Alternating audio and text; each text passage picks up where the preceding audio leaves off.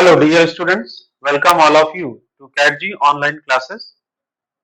Students, we are studying chapter sexual reproduction in flowering plant. बच्चों आपको याद होगा प्रीवियस क्लास में आपने पढ़ा था structure of flower, parts of flower और स्टेमन के बारे में आपने पढ़ा था। स्टेमन का स्ट्रक्चर आपने पढ़ा था और आपने पढ़ा था एंथर के बारे में और टीएस ऑफ मैच्योर एंथर का डायग्राम भी आपने बनाकर प्रैक्टिस किया था। बच्चों आज हम लोग जो दो बहुत ही इंपॉर्टेंट टॉपिक पढ़ने जा रहे हैं वो है microsporogenesis and structure of pollen grain.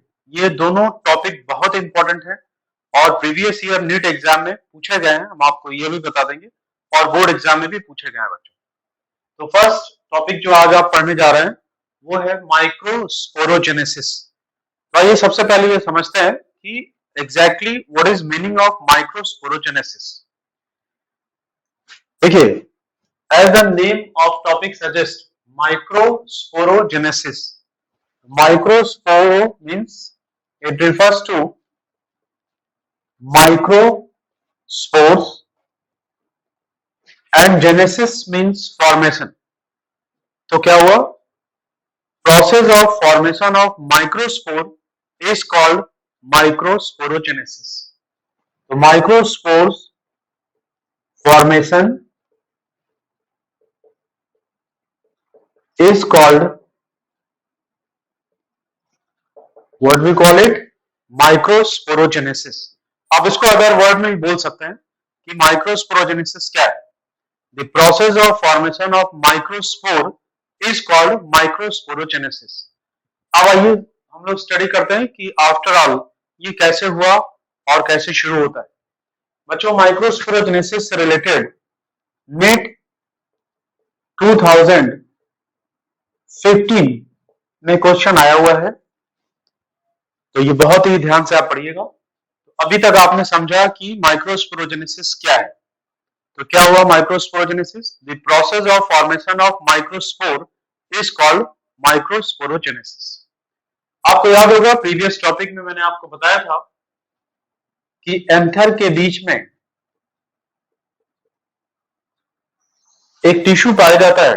There is compactly arranged homogeneous tissue in the center of microsporangium and that tissue is called sporogenous tissue। तो एंथर में माइक्रोस्पोरेंजियम हुआ और माइक्रोस्पोरेंजियम में कंपैक्ट होमोजेनियस टिश्यू होता है and that homogeneous tissue is called, what we call it, sporogenous tissue.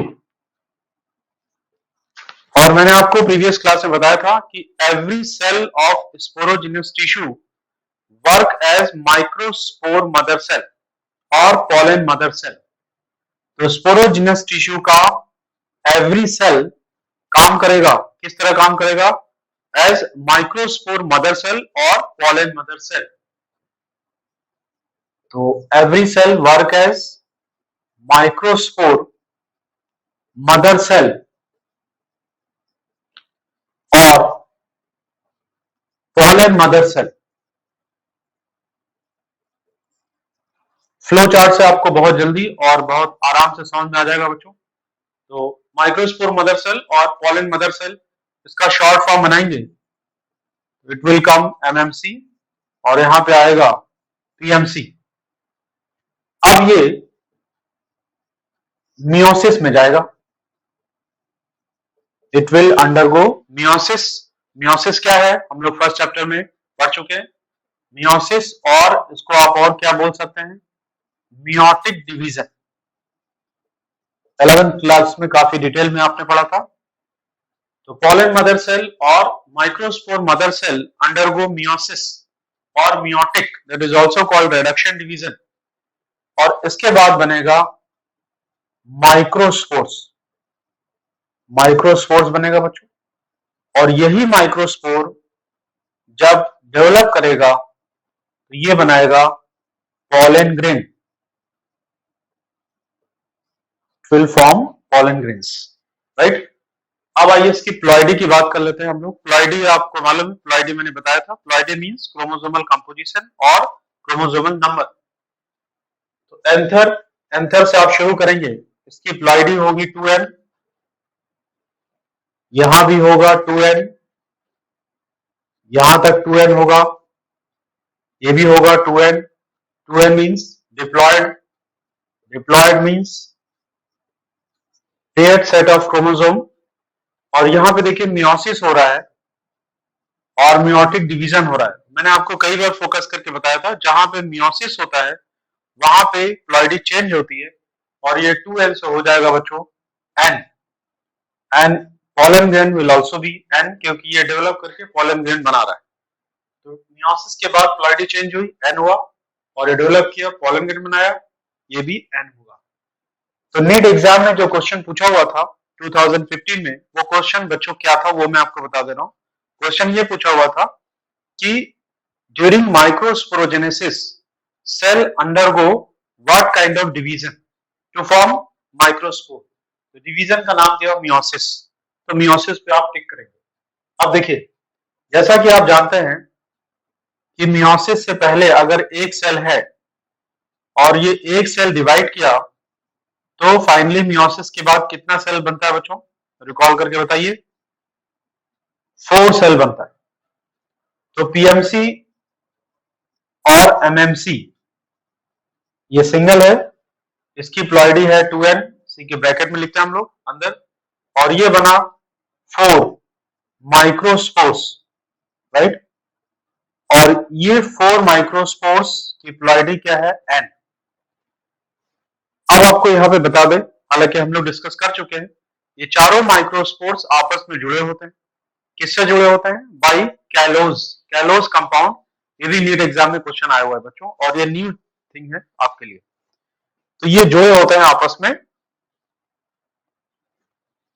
Ring change कर देते हैं हम लोग, ये आपस में जुड़े होते हैं and they are joined by callose. अच्छा अब बताइए, ये चारों माइक्रोस्पोर आपस में जुड़े हुए हैं, तो आप केमिस्ट्री में वर्ड यूज करते हैं, 4 के लिए आप क्या वर्ड यूज करते हैं बताइए। तो माइक्रोस्पोर 4 हैं और चारों आपस में जुड़े हैं, तो बच्चों आप इसको क्या बोलेंगे, टेट्रॉड। तो it will be called as microspore tetrad. और ये जब एंथर मेच्योर होता है तो यही माइक्रोस्पोर डिसोसिएट हो जाता है और डेवलप करके क्या बनाता है, पॉलन ग्रेन। तो इसको फिर से एक बार मैं आपको बताता हूं, माइक्रोस्पोरोजेनेसिस क्या है। सबसे पहली चीज, तो what is microsporogenesis, it is process of formation of microspore. इसको देखिए बहुत ही करेक्ट वर्ड में हमने लिखा है, microspore formation is called microsporogenesis. दूसरे वर्ड में भी आप लिख सकते हैं, the process of formation of microspore is called microsporogenesis. और माइक्रोस्पोरोजेनेसिस कहां पे होता है, वेयर डज इट अकर, तो आप बोलेंगे ये होता है एंथर के अंदर। एंथर के अंदर कहां पे होता है, एंथर के अंदर माइक्रोस्पोरेंजियम है, चैम्बर है, आपने पढ़ा है प्रीवियस टॉपिक में। उस चैम्बर के अंदर स्पोरोजिनस टिश्यू होता है, और every cell of sporogenous tissue work as microspore mother cell और pollen mother cell, and these cells undergo meiosis to form microspores that develop to form pollen grain। और जहां पे यहां पे देखिए मियोसिस होगा, तो पीएमसी या एमएमसी मियोसिस के बाद 4 माइक्रोस्पोर बनाएगा, वो आपस में जुड़ा होगा, उसको बोलेंगे microspore टेट्रॉड। Correct students.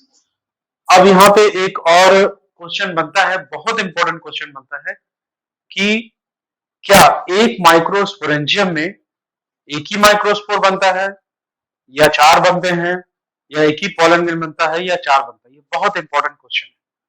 Means how many microspores और pollen grain are produced inside one microsporangium और pollen chamber। तो अब आप बताइए कि क्या इसका आंसर क्या हो सकता है, सोचिए। अभी मैंने आपको बताया कि inside microsporangium in the centre क्या होता है, कंपैक्ट अरेंज होमोजेनस टिश्यू है, जिसको आप बोले स्पोरोजिनस टिश्यू। फिर आपने पढ़ा कि इसका every cell work as microspore mother cell. तो यानी इसमें बहुत सारे सेल्स होंगे और एक सेल से 4 माइक्रोस्पोर बन रहा है, तो बहुत सारे सेल्स होंगे, तो यानी बहुत सारे माइक्रोस्पोर्स होंगे, और बहुत सारे माइक्रोस्पोर्स होंगे तो बहुत सारा पॉलन ग्रेन बनेगा। That means in one microsporangium several thousands of microspores are produced through meiosis that develop to form pollen grain। तो जितना माइक्रोस्पोर होगा बच्चों उतना ही पॉलन ग्रेन डेवलप होगा। तो आंसर क्या हुआ कि in one microsporangium many thousands of microspores और पॉलन ग्रेन्स आर फॉर्म। इसको आप कहीं नोट कर लीजिएगा, यहाँ पे मैं लिख दे रहा हूं। ये बहुत इंपॉर्टेंट क्वेश्चन है for your board. In one microsporangium, of course it is important for competition, in one microsporangium many thousands of microspores are produced और यही माइक्रोस्पोर डेवलप करके क्या बनाएगा बच्चों, पॉलन ग्रेन बनाएगा। तो बहुत सारा माइक्रोस्पोर होगा तो पॉलन ग्रेन भी बहुत ज्यादा ही होगा। करेक्ट? तो आप सिस्टम पॉज कर लीजिए बच्चों, और सिस्टम पॉज करके इसको नोट कर लीजिए। फ्लो चार्ट से बहुत ही आसानी से आपको याद हो जाएगा। Please note the things. तो बच्चों now let us move to next heading, that is structure of pollen grain. हम लोग पॉलन ग्रेन के बारे में पढ़ने जा रहे हैं। अभी तक आपने पढ़ा कि माइक्रोस्पोर डेवलप करके पॉलन ग्रेन बनाता है और एक माइक्रोस्पोरेंजियम में many thousands of pollen grain produce होते हैं बच्चों। अब आपको डिटेल में स्टडी करना है स्ट्रक्चर ऑफ पॉलन ग्रेन। और आपको बता दें this is very very important topic, क्योंकि प्रीवियस ईयर नीट एग्जाम में क्वेश्चन इससे पूछे गए और बोर्ड एग्जाम में भी पूछे गए बच्चों। इस टॉपिक से नीट 2017 एंड 2019 में क्वेश्चन आया हुआ है बच्चों। ये बहुत इंपॉर्टेंट है। तो हम लोग पॉलन ग्रेन के बारे में पढ़ने जा रहे हैं। तो सबसे पहले ये जानना जरूरी है कि व्हाट आर पॉलन ग्रेन्स। तो बच्चों आपको याद होगा मैंने बताया था कि एंजियोस्पर्म में प्लांट की लाइफ का 2 फेज होता है। एक होता है स्पोरोफाइट, दूसरा होता है गैमेटोफाइट। रिकॉल करिए डोमिनेटिंग फेज क्या है एंजियोस्पर्म में, sporophyte that is diploid, and gametophyte is haploid और वो काफी रिड्यूस होता है। तो पॉलन ग्रेन जो है वो गैमेटोफाइट स्टेज को रिप्रेजेंट करता है, राइट? तो what does pollen grain represent? तो आप बोलेंगे pollen grain represent gametophyte stage. अब ये क्वेश्चन होगा ये मेल गैमेटोफाइट स्टेज रिप्रेजेंट कर रहा है या फीमेल? तो आप बताइए पॉलन ग्रेन कहां पाया जाता है? स्टेमेन का पार्ट है। तो जाहिर सी बात है ये क्या रिप्रेजेंट करेगा? मेल गैमेटोफाइट स्टेज को रिप्रेजेंट करेगा, पहली चीज। और पॉलन ग्रेन क्या कैरी करता है बच्चों? Male gametes. तो फर्स्ट पॉइंट ये हो गया। दूसरा पॉइंट हो गया it carry male gametes. Male का साइन ये है, बताया था मैंने आपको चैप्टर के स्टार्टिंग में। और अब एक बहुत ही इंपॉर्टेंट क्वेश्चन है कि बायोलॉजी की कौन सी ब्रांच है जिसमें पॉलन ग्रेन की स्टडी करते हैं? वो एनसीईआरटी में नहीं दिया हुआ है बट कॉम्पिटिटिव एग्जाम में कभी कभी क्वेश्चन आ जाते हैं। तो बायोलॉजी की ब्रांच जिसमें आप पॉलन ग्रेन की स्टडी करते हैं उसको बोलते हैं पैलिनोलॉजी। इसको टिक कर लेंगे बच्चों, this is very very important point. तो आपने अभी तक क्या समझा? पॉलन ग्रेन क्या है? Pollen grain male gametophyte stage of angiosperm को रिप्रेजेंट करता है। और pollen grain carry male gametes, और ब्रांच ऑफ बायोलॉजी जिसमें आप पॉलन ग्रेन की स्टडी करते हैं दैट इज कॉल्ड पैलिनोलॉजी। अब आप इसके स्ट्रक्चर के बारे में बात करेंगे। तो इसका जो स्ट्रक्चर है बच्चों वो स्फेरिकल इन शेप है। स्फेरिकल इन शेप का मतलब आप समझ रहे हैं लगभग सर्कुलर होता है, गोलाकार होता है। और इसका जो साइज है इसको भी टिक कर लीजिएगा, ये कॉम्पिटिटिव एग्जाम में आता है। इसका साइज है 25 to 50 माइक्रोमीटर। तो आप मेरे साथ याद करते हुए चलेंगे जैसा आप क्लास में याद करते हैं। क्या आपने पढ़ा अभी तक?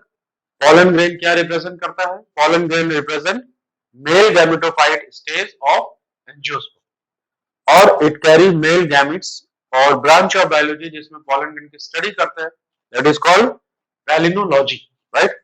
और इसका शेप की बात करेंगे तो स्फेरिकल इन शेप है और इसका साइज क्या है? 25 टू 50 माइक्रोमीटर। तो बच्चों pause the system and note down the points और फिर हम लोग इसके बारे में और आगे डिटेल में बात करते हैं।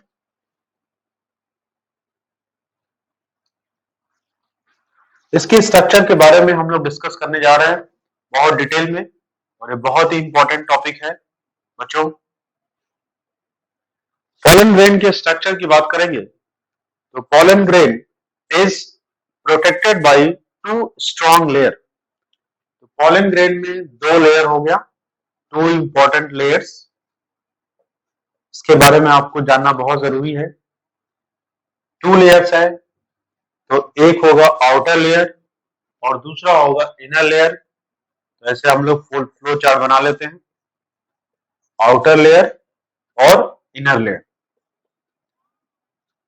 इसका स्पेसिफिक नाम है outer layer is called exine and inner layer is called entine, right? Pollen grain is protected by two layer. Outer layer is called exine and inner layer is called entine. बच्चों इसका जो outer layer है वो एक specific compound से मिलकर बना होता है। उसका नाम है sporopollenin and that is most resistant organic material known and it cannot be destroyed by any enzyme. Strong alkali or acid or very high temperature, तो बहुत ही रेजिस्टेंट होता है। तो आप क्या लिखेंगे इसमें? Outer layer it is made up of sporopollenin.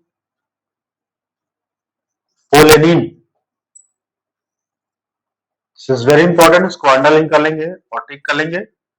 Now what is sporopollenin? It is a kind of natural biopolymer. ये नेचुरल बायोपॉलीमर होता है बच्चों। और इसके बारे में क्या खास बात है? It is most resistant organic compound है that is not destroyed by any enzyme, high temperature, strong acid,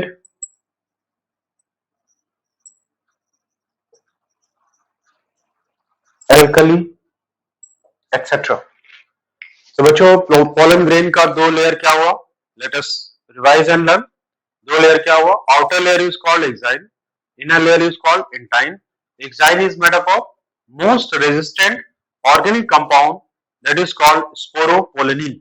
sporopollenin क्या है? It is natural biopolymer and it is most resistant और इसको अभी तक किसी भी एंजाइम से डिस्ट्रॉय नहीं किया जा सकता।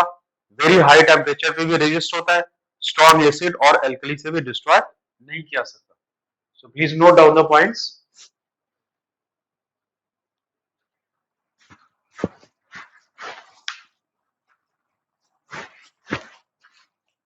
बच्चों एक क्वेश्चन आता है कि how pollen grain can exist for a very long period of time as fossil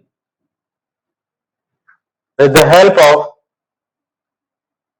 sporopollenin. तो पॉलन ग्रेन फॉसिल के फॉर्म में एग्जिस्ट कर सकता है किस वजह से? Due to presence of sporopollenin. तो ये पॉइंट नोट कर लीजिए, बहुत इंपॉर्टेंट है। Due to sporopollenin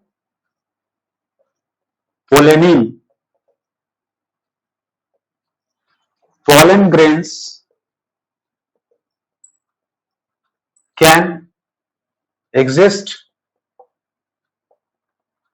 fossil for long time। ये बहुत इंपॉर्टेंट पॉइंट है बच्चों। अब एक क्वेश्चन अराइज होता है कि अगर स्पोरोपोलिन इतना हार्ड है, इतना स्ट्रांग है, तो फिर पॉलन ट्यूब का ग्रोथ कैसे होता है? तो बच्चों इसका आंसर ये है कि स्पोरोपोलिन एक डिसकंटिन्यूअस लेयर है। दैट मींस एक पॉइंट पे स्पोरोपोलिन एब्सेंट होता है और उसी पॉइंट से पॉलन ट्यूब का ग्रोथ होता है, and that point is called germ pore. तो ये बहुत इंपॉर्टेंट है। What is germ pore? इसका एक डिफिनेशन भी बन जाएगा और 1 मार्क में क्वेश्चन भी आता है। What do you mean by germ पोर?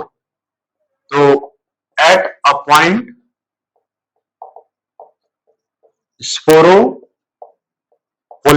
जितनी बार लिखेंगे बच्चों और बोलेंगे उतनी बार आपको याद हो जाएगा। स्पोरोपोलिन इज एब्सेंट कॉल्ड, इसी पॉइंट को बोलेंगे what we call it germ pore. और जर्म पोर के थ्रू ही क्या होता है?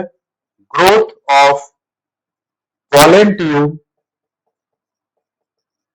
टेक्स प्लेस और अकर्स, राइट। तो आप ये बोल सकते हैं कि जो स्पोरोपोलिन है वो एक डिसकंटिन्यूअस लेयर है। Sporopollenin is discontinuous layer, right. तो यहाँ पे 2 पॉइंट आपने बहुत ही बढ़िया समझा और ये बहुत ही इंपॉर्टेंट है for your exam, both for neat and competitive exam जो है नीट आपका और सीबीएसई एग्जाम के लिए, राइट। तो स्पोरोपोलिन की वजह से फॉसिल एग्जिस्ट करता है फॉर लॉन्ग टाइम और स्पोरोपोलिन डिसकंटिन्यूअस लेयर है, एक पॉइंट पे एब्सेंट होता है, that point is called germ pore. Through germ pore growth of pollen tube occurs। So please pause your system and note down the things. We are moving ahead बच्चों। तो ये हुआ exine के बारे में। अभी हम लोग डिस्कस किया कि pollen grain is protected by 2 layer, exine and intine. तो एक्साइन कौन सा लेयर हुआ? Exine is outer layer. अब हम लोग डिस्कस करने जा रहे हैं inner layer, that is intine. तो इंटाइन इनर लेयर है पहली बात। और इंटाइन किससे बना होता है? It is made up of cellulose plus pectin. इसको टिक कर लेंगे, कई बार ये कॉम्पिटिटिव एग्जाम में आ चुका है। Intine is made up of cellulose and pectin. Next point आप इसके बारे में नोट करेंगे कि इंटाइन इज कॉन्टिन्यूअस लेयर। अभी आपने पढ़ा कि एक्साइन डिसकंटिन्यूअस लेयर है, तो इंटाइन क्या है? कॉन्टिन्यूअस लेयर है, ये कहीं पे ब्रेक नहीं होता। और बच्चों इंटाइन के बाद just after intine there is plasma membrane. Plasma membrane होता है इंटाइन के बाद, राइट। तो ये आप नोट कर लीजिएगा, दोनों में डिफरेंस क्या हुआ? Exine is outer layer, intine is inner layer.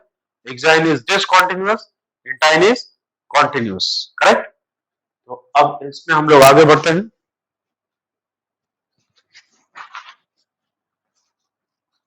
अब बच्चों सेल की बात करेंगे कि पॉलन ग्रेन में कितने सेल पाए जाते हैं, क्या होता है, तो उसके बारे में हम लोग डिस्कस करने जा रहे हैं। तो देखिए पॉलन ग्रेन जो एंजियोस्पर्म का है उसमें 2 सेल पाए जाते हैं इन 60% ऑफ एंजियोस्पर्म, राइट। और जो बचे होते हैं 40% उसमें 3 सेल स्टेज पाए जाते हैं। तो पहले 2 सेल क्या है उसको देख लेते हैं। तो पॉलन ग्रेन का 2 सेल हो गया, one is vegetative cell and other is generative cell. इसको एक डिफरेंस के फॉर्म में आप स्टडी करेंगे तो आपके लिए बहुत इजियर होगा। वेजिटेटिव सेल ये लार्ज होता है बच्चों, दिस इज लार्ज सेल, पहली चीज।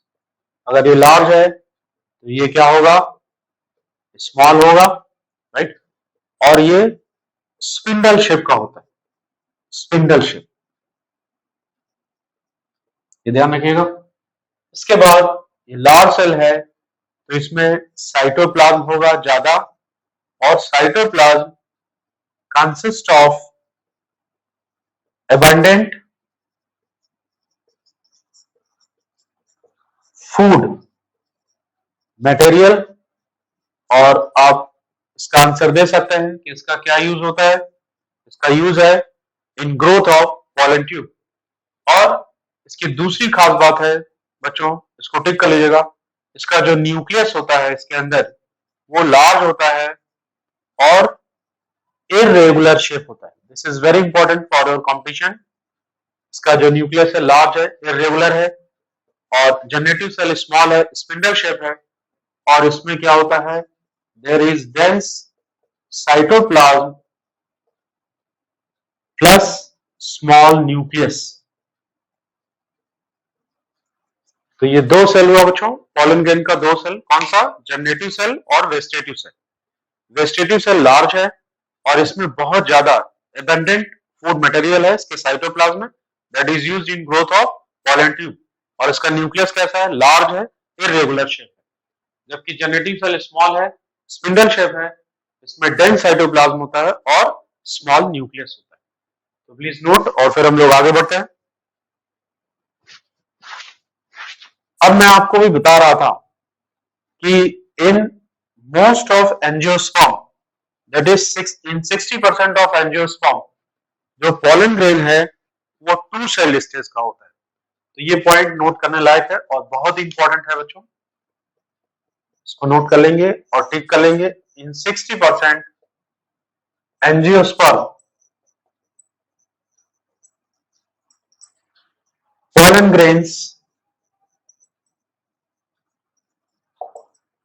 are shed at 2-celled stage। और ये 2 सेल स्टेज क्या है, वही जो भी आपने पढ़ा, one is vegetative cell and second is generative cell. और बाकी जो बचे 40% ऑफ एंजियोस्पर्म, तो इन रेस्ट एंजियोस्पर्म में क्या होगा, pollen grain are shed at 3 cell stage। अब ये 3 सेल स्टेज कहां से आ जाएगा बच्चों, इसमें देखिए 3 सेल स्टेज में, इसको ऐसे हम फ्लो चार्ट से बना दे रहे हैं जिससे आपके लिए इजी होगा। एक तो हो गया वेजिटेटिव सेल, वो रहेगा ही, और यहां पे जो जनरेटिव सेल है, that generative cell undergo mitosis. यहां पे ध्यान देंगे, मियोसिस नहीं होता है, माइटोसिस होता है, and form 2 male gametes, right. तो बिफोर शेडिंग, ये जो रेस्ट ऑफ द एंजियोस्पर्म है, बिफोर शेडिंग पॉलन ग्रेन में एक वेजिटेटिव सेल होगा और जनरेटिव सेल माइटोसिस के थ्रू कितना बनाएगा, 2 मेल गैमीट्स। तो 2 सेल ये हो गए और एक ये 3 cell. But in most of angiosperm जो पॉलन ग्रेन है, that is they are shed at 2 cell stage, right. So please pause your system and note down the things. अब हम लोग बच्चों इसका डायग्राम बनाने का प्रैक्टिस करेंगे और आप मेरे साथ प्रैक्टिस करिएगा, इंपॉर्टेंट भी है और आप तुरंत सीख भी जाएंगे डायग्राम बनाना। तो इसको हम रफ कर रहे हैं। डायग्राम में आप अगर 2-3 कलर इंक यूज करते हैं तो वो ज्यादा स्कोरिंग हो जाता है और अच्छा लगता है डायग्राम, वो हम लोग यहाँ पे प्रैक्टिस करेंगे। तो इंक हम लोग 2-3 तरह का ले लेते हैं, चेंज कर लेते हैं। अब देखिए डायग्राम को आपको सीखना है, तो सीखना है तो आप कैसे बनाएंगे डायग्राम को। देखिए डायग्राम के लिए बच्चों सबसे पहले आप एक इस तरह का आउटलाइन बना लेंगे, ऑलमोस्ट स्फेरिकल। ये एक आप आउटलाइन ऐसे बना लेंगे, ठीक है। आउटलाइन के बाद आप इसके चारों पहले बनाएंगे एक्साइन लेयर स्पोरोपोलोनिन। तो कुछ इस तरह से आप इसके चारों ओर बनाएंगे स्पोरोपोलोनिन।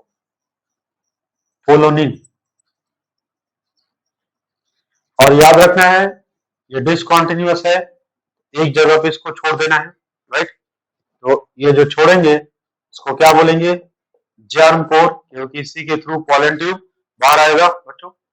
और ये हो गया एग्जाइम, आप चाहे तो ब्रैकेट में स्पोरो पोलेनिन लिख सकते हैं, इससे आपको याद रहेगा।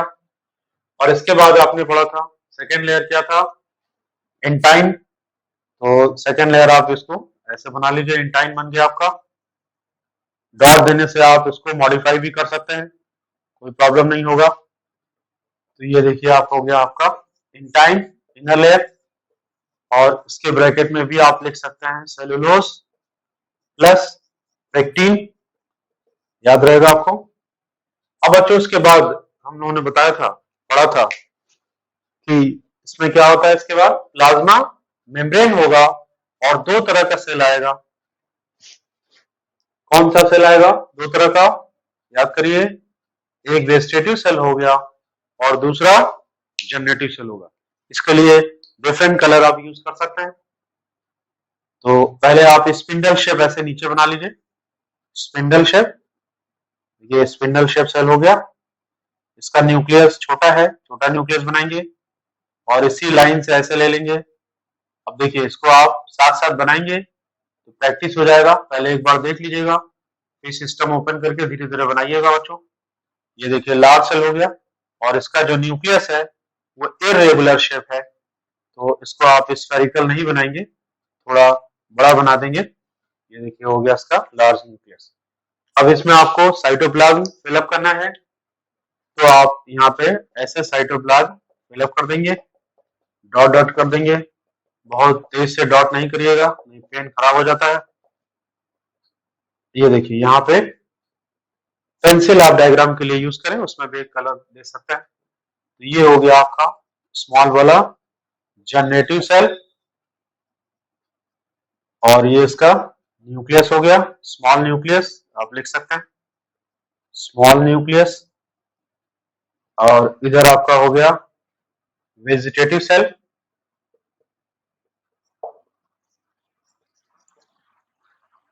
और ये इसका देखिए लार्ज लार्ज इरेगुलर, अगर लिख देंगे तो याद रहेगा, इरेगुलर न्यूक्लियस। और ये हो गया साइटोप्लाज्म, जिसमें एबंडेंट फूड मटेरियल हो गया, इसके लिए for growth of pollen tube. और इसको आप टाइटल दे देंगे, ये आपका क्या हो गया, स्ट्रक्चर ऑफ पॉलन ग्रेन। तो बोर्ड एग्जाम में आता है, ये बनाएंगे। और बच्चों चाइना रोज का, हिबिस्कस का फ्लावर अगर लेंगे गुड़हल, उसका पॉलन ग्रेन माइक्रोस्कोप में रख के स्टडी करेंगे तो एग्जैक्ट आपको ये ऐसे दिखेगा। क्लियर। तो outer layer exine, inner layer intine, इसके अंदर दो सेल वेजिटेटिव और जनरेटिव, इसका न्यूक्लियस लार्ज, इसका स्मॉल, और एक जगह छोड़ देंगे, that is called germ pore. तो इसको प्रैक्टिस करिएगा बच्चों, and will meet in next lecture. Thank you.